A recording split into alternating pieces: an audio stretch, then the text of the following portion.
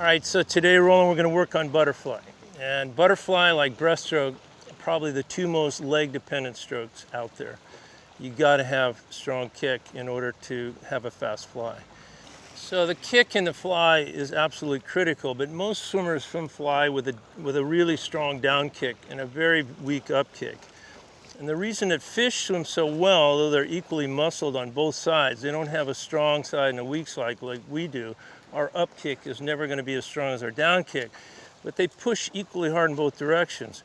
When they do that, the fin of the fish's tail, there's a vortex or a movement of water that comes behind the tail. So when they actually reverse the directions, they're not pushing against still water. They're actually pushing against water that's moving toward that fin, and it makes that kick stronger. So the reason we kick hard in both directions is to have a vortex or to have a moving water to push against and getting more force out of the kick.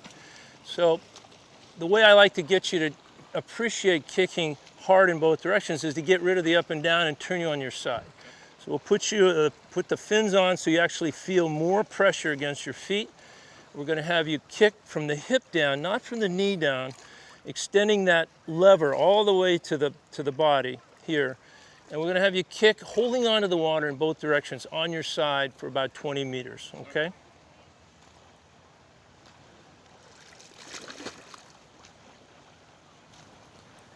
The dolphin kick has become so important in the sport of swimming since it can be used in every stroke, not just butterfly.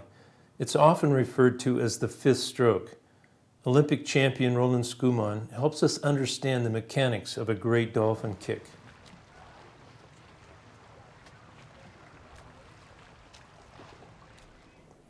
Starting with the hands and working toward the feet, Roland maintains an extremely tight streamline, but the direction of the arms changes with each hip undulation.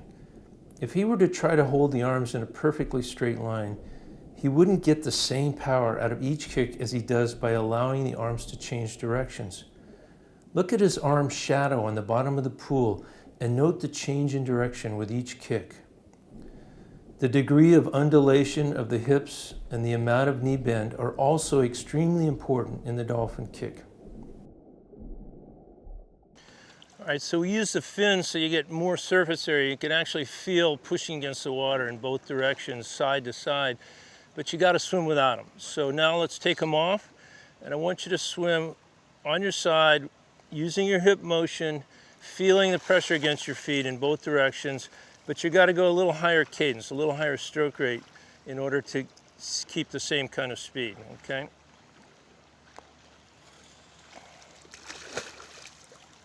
The power derived from the kick should originate from the hip and core strength, not from the knees.